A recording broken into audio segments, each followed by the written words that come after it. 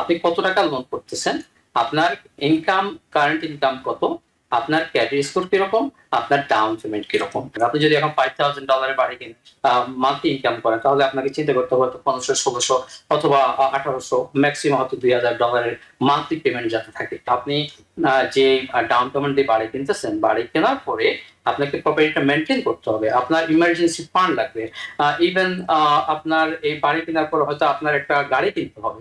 আমরা শুরুতে অবশ্যই জানি যে বাড়ি কিনতে হলে আপনার কাছে আর্থিক প্রস্তুতি লাগবে, অর্থাৎ আপনার কাছে যথেষ্ট পরিমাণে অর্থ থাকতে হবে।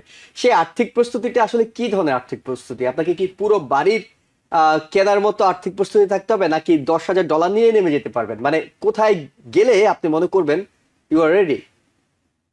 ওকে, সেই ক্ষেত্রে আমি যেটা মনে করবো সেটা হলো যে আম, প্রথমেই আপনি যে জিনিসটা আমাদের সবারই জানা দরকার, যে বাড়ি কিনতে আমরা যেহেতু লোনের মাধ্যমে বাড়ি কিনবো, সেক্ষেত্রে লোনে আপনার আপনার অনেক সময় দেখা যাবে যে আপনি হয়তো বা যে দামে বাড়ি কিনতেছেন, আপনি হয়তো বা 3% ডাউন পেমেন্টে কিনতে পারেন, আবার 20% ডাউন পেমেন্টে কিনতে পারেন। এখন সেটা ডিটারমাইন হবে কিভাবে, সেটা ডিপেন্ড করবে আপনার কারেন্ট ইনকাম, আপনার ক্যাশ ডাউন পেমেন্ট কত আছে আপনার কাছে, আপনার রিজার্ভ মানি কেমন আছে, আপনার ক্রেডিট রিপোর্টটা কেমন, আপনার 2 ইয়ার্স এর জব ইনফরমেশন থাকতে হবে, এনাফ ইনকাম থাকতে হবে। যদিও কোনো কোনো ক্ষেত্রে হয়তো যারা কলেজ থেকে গ্রাজুয়েশন করে তারা হয়তো তাদের হয়তো 2 ইয়ার্স এর জব ইনফরমেশন বা ইনকাম, প্রুফ ইনকাম লাগে না, তারা শুধু জবের একটা অফার লেটার হলেও তারা পারে দিতে পারবে। তো এখন প্রথমত আপনাকে যে জিনিসটা জানা দরকার সেটা হলো যে আপনাকে আপনার ক্যাশ ফান্ডটাকে আগে রিজার্ভ করতে হবে। আপনার সেটার জন্য এই ফান্ডটা কেন লাগে? এই ফান্ডটা লাগবে আপনার ডাউন পেমেন্ট লাগে। লেটস সে আপনি এখন $200,000 একটা বাড়ি কিনতেছেন, যদি আপনার 3% ডাউন পেমেন্ট দরকার হয়, সেক্ষেত্রে আপনার অবশ্যই সেখানে $6,000 ডাউন পেমেন্ট আপনাকে লাগবে।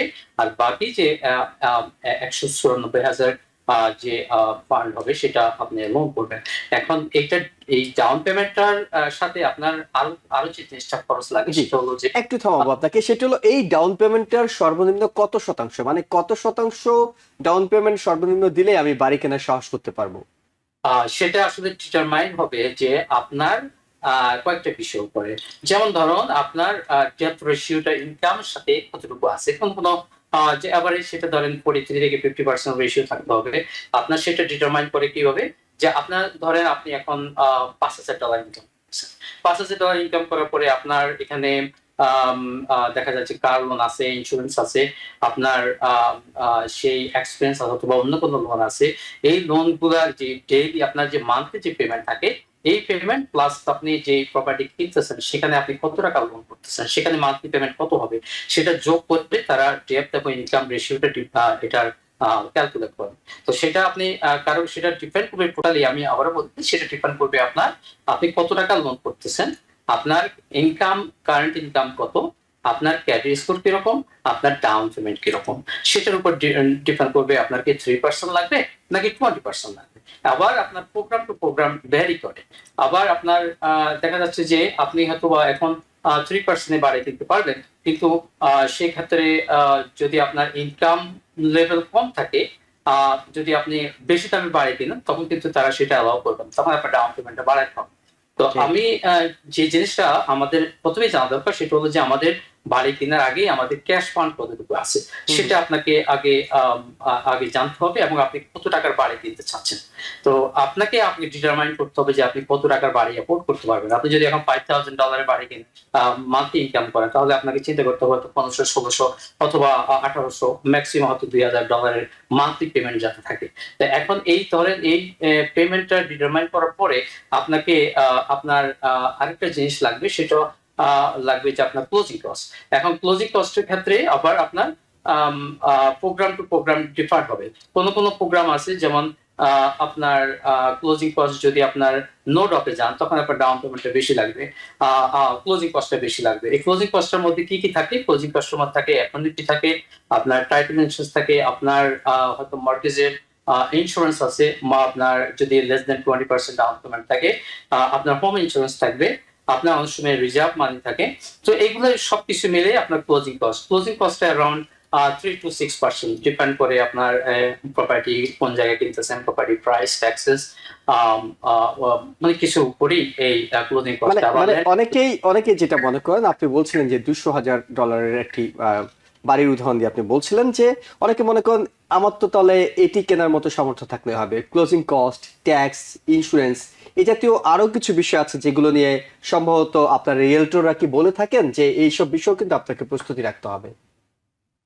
ডেফিনেটলি আপনাকে বাড়ি কেনার জন্য আপনার আহ, যে জিনিসটা আপনার জানা দরকার সেটা হলো যে আপনি আম, বাড়ি কেনার পরেও আপনার যে মেনটেনেন্স কস্ট থাকে, আপনার বাড়ি কেনার পরে আপনার ইমার্জেন্সি ফান্ড লাগতে পারে, যেটা আপনার মুভিং কস্ট লাগতে পারে। ইভেন আপনি যখন এক জায়গা থেকে আরেক জায়গায় রিলোকেট হবেন, দেখা যাবে যে আপনার এই ট্রানজিশন পিরিয়ডে অনেক সময় দেখা যাবে যে আপনার হয়তো বা 2-3 মাস আপনার জব খুঁজতে হয়তো জব থাকবে না, তখন রিলোকেশনের জন্য আপনার মুভিং কস্ট থাকবে।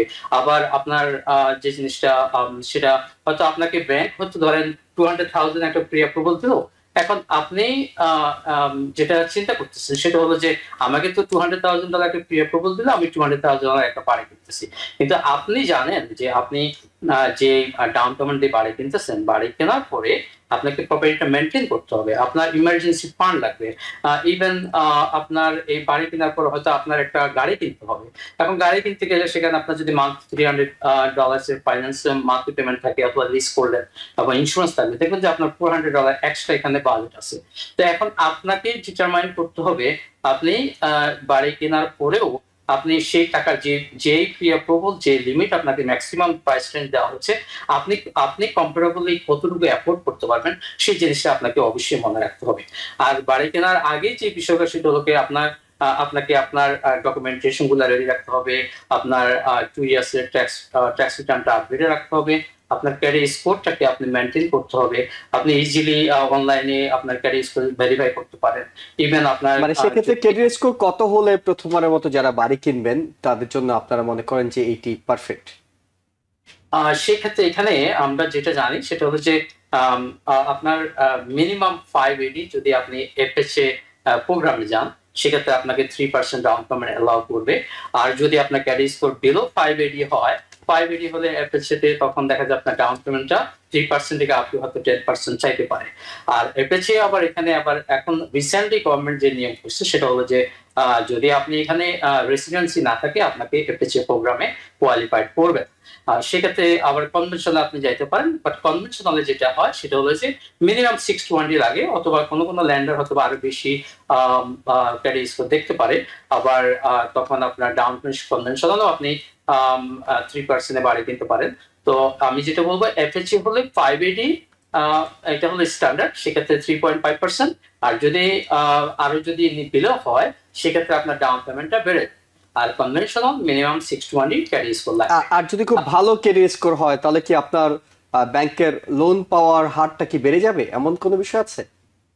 ক্যারি স্কোরটা ভালো হলে আপনার যে জিনিসটা সেটা হলো যে আপনার ইন্টারেস্ট রেটটা ভালো ইন্টারেস্ট পাবেন, এটা হলো সবচেয়ে বেস্ট বেনিফিট। তো ভালো এখন ভালো কি পাবেন বললেন? আপনি ভালো ইন্টারেস্ট রেটে পাবেন। আচ্ছা, ভালো ইন্টারেস্ট রেটটা ভালো হবে। ওকে। ইয়েস। আর ধরেন আপনার এই ক্যারি স্কোরটা আমরা ইচ্ছে করলে আর একটু বেটার কন্ডিশন করতে পারি যদি একটু সচেতন হয়। যেমন ধরেন আপনার ক্রেডিট কার্ডে আপনার ব্যালেন্স আছে হয়তো লিমিট হলো 5,000, আপনি সেখানে অলমোস্ট ম্যাক্সিমাম আপনি বাজার করে আপনি সে ব্যালেন্স আপনি ফুল করে রাখতেছেন। তো সেই ক্ষেত্রে হবে কি আপনার ক্রেডিট স্কোর ডেফিনেটলি নিচে চলে যাবে, আপনাকে 1/3 এর বেশি কোনো অবস্থায় ব্যালেন্স রাখা যাবে না।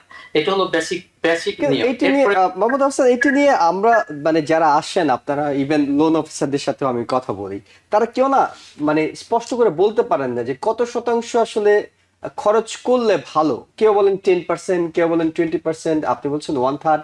মানে এটি আসলে স্ট্যান্ডার্ড কত হওয়া উচিত? এখন স্ট্যান্ডার্ড হয়তো আপনার এখন ডিপেন্ড করে, এখন আপনার ক্যারিয়ার স্কোর যদি ভালো হয় তাহলে তো আপনার ওরি হওয়ার কিছু নেই। এখন যাদের ক্যারিয়ার স্কোরটা একেবারে সেন্সিটিভ জায়গা, যেমন 580 দরকার, এখন আপনার ক্যারিয়ার স্কোর 600, তাহলে আপনাকে ডেফিনেটলি পে আপ করে দিতে হবে। এখন আপনার ক্যারিয়ার স্কোর যদি 800 হয় তাহলে আপনার সেখানে তো 1/3 স্পেন্ড করলে আপনার ওরি হওয়ার কিছু নেই। এবং আরো কিছু বেসিক নিয়ম আছে, যেমন অনেক সময় দেখা যাচ্ছে যে আমরা যে জিনিসটা করি, আপনি দেখা যাচ্ছে যে হঠাৎ করে আমরা ক্রেডিট কার্ডের একটা দুইটা অ্যাকাউন্ট ক্লোজ করে দিলাম, অথবা নতুন করে কোনো লোনের জন্য অ্যাপ্লিকেশন করলাম, এই যে বিষয়গুলোর জন্য আপনার ক্যারি স্কোরটাকে তখন তারা হার্ডলি পুল আউট করে এবং ক্যারি স্কোর ডাউন হয়ে যায়, আপনার হয়তো লেট পেমেন্ট হয়ে যায়। এগুলো যদি একটু সচেতন থাকে, ক্যারি স্কোরটাকে একটু বেটার কন্ডিশনে রাখা যাবে।